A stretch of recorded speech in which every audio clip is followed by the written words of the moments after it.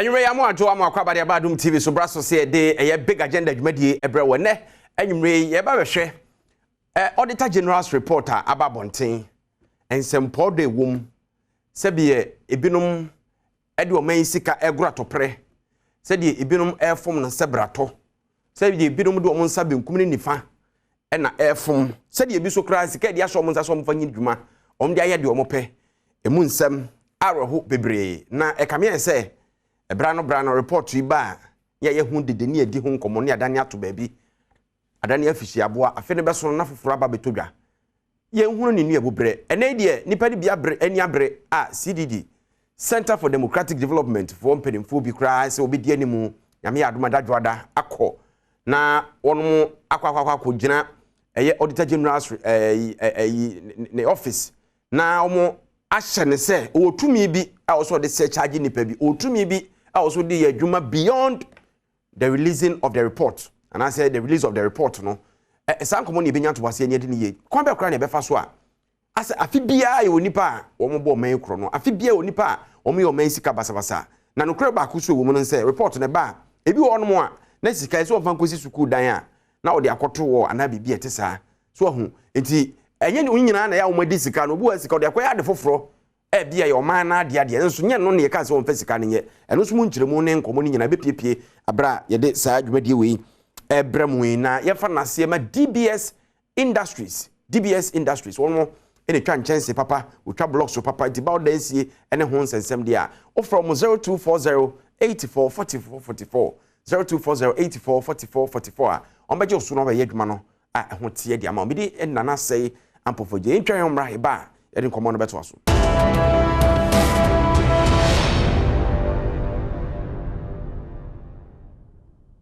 All right, I'm going to be a big agenda. You made so brasso see din komo efa sika enwunu efa enkrofo nsase ewo Auditor General's reporter ababeto dwane mu na areho kakra sansisi na me call back into 2020 over 2020 total irregularities na eba ye na 2020 no na 12.8 billion 2020 na 12.8 billion na wo share a year 2021 report here by a page by 36% achisa kogina 17.4 billion achisa sikari munu pa ni braba ni pa bi ni say da bi yetimi tra onye hwe ha sa e ma da bi ya ne the report aba na as ye di ho nkomo ase akwakopie public accounts committee ye nhye de ho asotwe papa bi e binum kotra to na ne sesem ebim kotra to papa so de on setiti mo tiri ma mete sa na afia so ni asade fofora ba biem na ene CDD4 any bra abre a wono sorry air front to say nipa bi yenko na yenko pekete ewo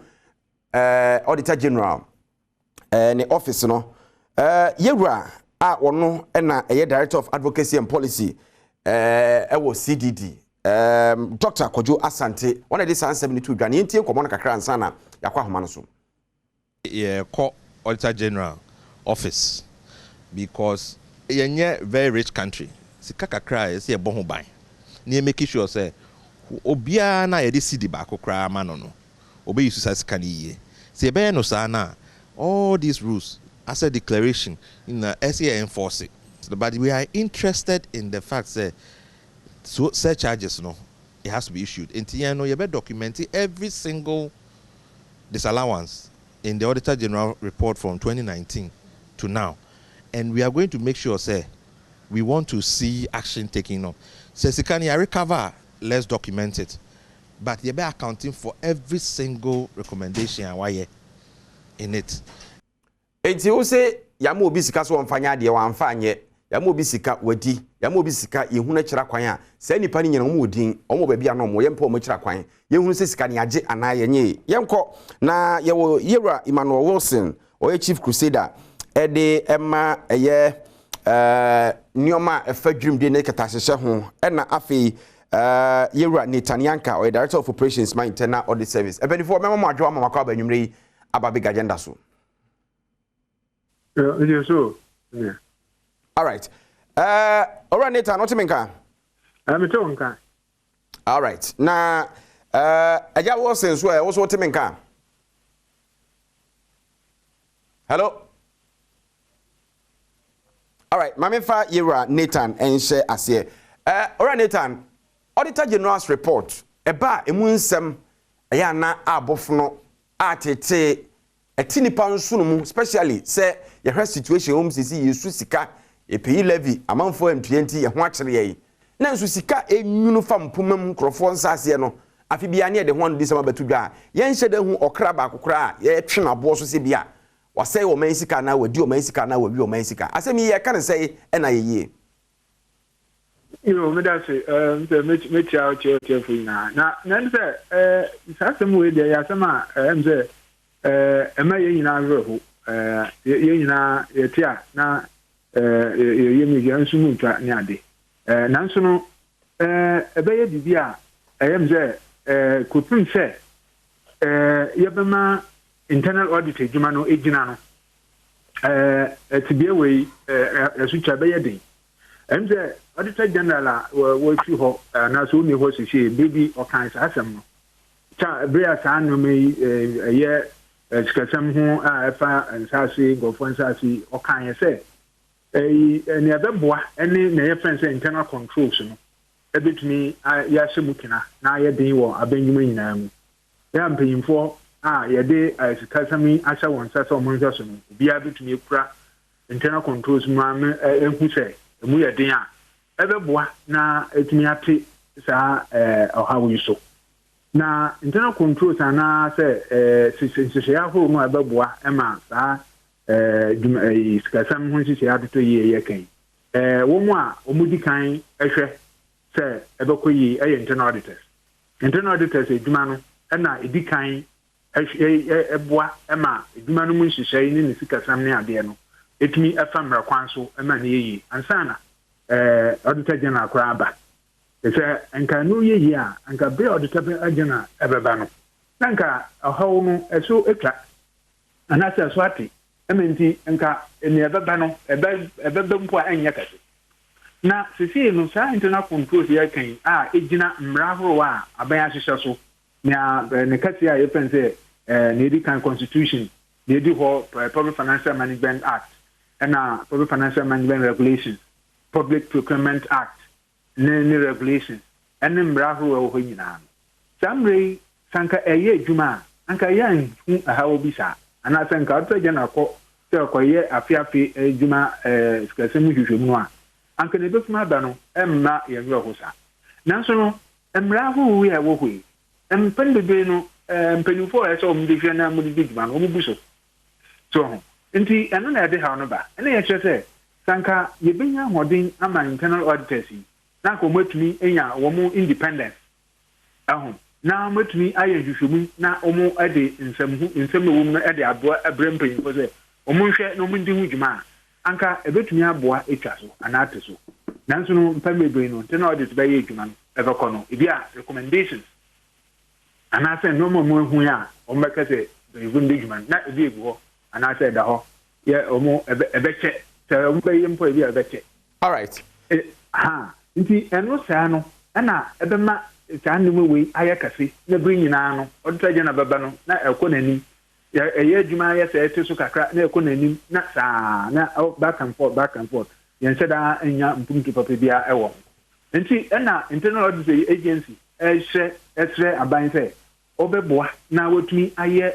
Internal Audit Service Act obe passes Sambrano ba ebe boama internal auditors na abese internal audit service na afi the internal auditors no bia eye na adwuma ewo adwumaku biara owo no eho o se adwuma na afi. All right, alright Nathan, ubegina so ama me so abone ama ba ko mienu bi so ubegina so ho ama me na mafa ora Emmanuel Wilson so na metie ono sususu de se de o kan yen straighten internal audit no na yen ye mra no so na ntachire ora Wilson what menka metonka pa. All right, enti suggestion as an internal auditor ono suggest say betimi dia brade na no ase ye ma ni nkoduru pempenso se ade ni besi awiempo na ye de ho ensem aba betu dwam ye mo ahye ne apekwan e befa so sanse recommendations ne kra ba yen hyeda ntu ho na mo papa bia bia wo gina no wonso den na be suggest because you say Ghana for ni abre bia ye keka kɔ no sika ni o manim kakra no so o mo ayen fa nyimpuntu dwuma so a e na enwunu fa baabi Me that say, well, I mean, they say, what can the Ghana for any agree?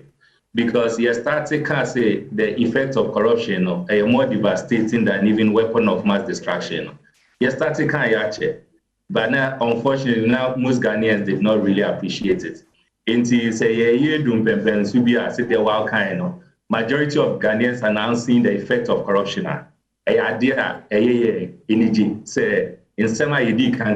People are beginning to appreciate it.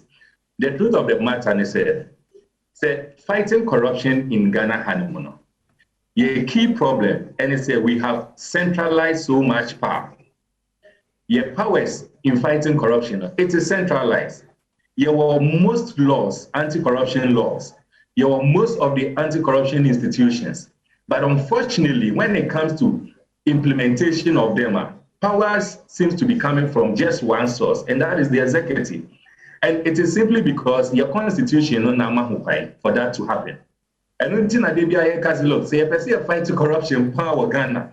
Now say and train and cast every year the Auditor General's report whereby you be doing commodities the near theater. Actually, so next year, next month, next 2 months, we'll be ready with your Auditor General's report. Now next year, let's say about BIM, we'll talk about it, no be ready with it. To say now you need a cop. Your 92 constitution is a decentralizing power. It would be difficult for us to say you're fighting corruption because it is then going to be a mirage. All right, it's breaking it down. Kakra, am I decentralization? Yeah, all can one say power. No, you decentralize. I'm not going to say as we train on a war a year a Jumakuna, but never Cosuna, and now quite besu. May I say, it's the decentralization of power simply says, so we share 92 constitution. Share appointed the appointment authority. Nina is vested in one arm of government, and that has to do with the president, the executive. And then you can't boss a president now appointed, Shraj boss, president now appointed, Auditor General, president now appointed. Even in our courts, it is a more enforced laws. A president now appointed or proposes the chiefs. The judges to be there. The other one, which is the Special Prosecutor's Office, it is appointed by the president. It is a war of state institutions that is fighting corruption. Now, all these heads are appointed by just one source, being the president. It becomes difficult to fight corruption. And now, no kasi say you can say the Obi court because Onipa Akono has engaged in an act of corruption. Now, what does it mean? It is just a simple act of a call coming to auditor, accountant, what's the name? Coming to the Attorney General. Attorney General, I mean, that's it. Coming to Attorney General's office, saying, make this case a foolish case, and it becomes a foolish case. So you make this example, sir, and you say you're going to make a typical example. Somewhere February of this year, which is over 6 months or so now, Crusaders Against Corruption, you petition the Special Prosecutor's Office on matters a border on acts of corruption. I catch almost said they should investigate Honorable Kennedy Japan and some few others. The petition you less than 3 hours because the media FPK, so it was all over in the news. Less than 3 hours. I got a call from someone from the Flagstaff House. Opinion me friend said me offer. Me picking a cop and starting say oh sorry. Now Bisan said yes. Okache me say oh we must say me see so no your petition Special Prosecutor's Office. Me say question will be some say this petition are we expecting say a petition will just be on paper on file and now you expecting outcome from it. And I'm responding say oh uncle you expecting outcome from it. And no science review. And Okache me say Minko finding out how the Special Prosecutor was appointed. The auditor said, how do we expect, say, the people who okayed the appointment of the Special Prosecutor, the Special Prosecutor will have the powers or the will to go and investigate such people.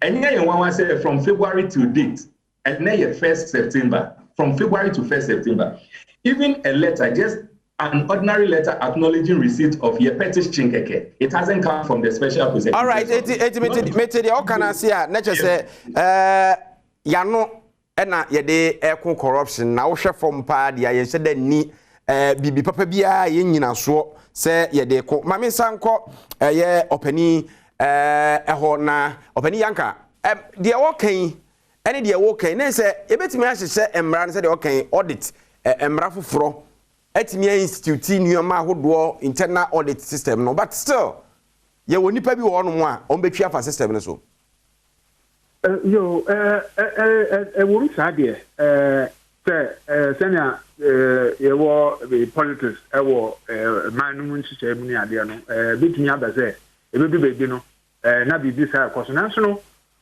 se wo control ya ye kan ho ase wo internal audit service enu so wo sa independence we auditor general e wo ni bi odi ye sa adwuma we make me actual den wo ho say e bet me abre no ase isan say e ben sa no internal auditor general no e wo tumi mranu mani tumi say obet me enya aye edi dwuma to say auditor general dwuma che say obia pani bie ni ho obet me enya sa ho kwan no anu ahye afa de aye afa mbrande aye na de opɛ no ho beto no say mbranu bema internal auditor general no so tumi obetumi ade esi no kwan so on is assembly na me pese o ka sa asem no in connection to the Yera Wilson can say a whole special prosecutor wa petition no but obi afre na ka chen say do expect say nipa we ye be investigate na che say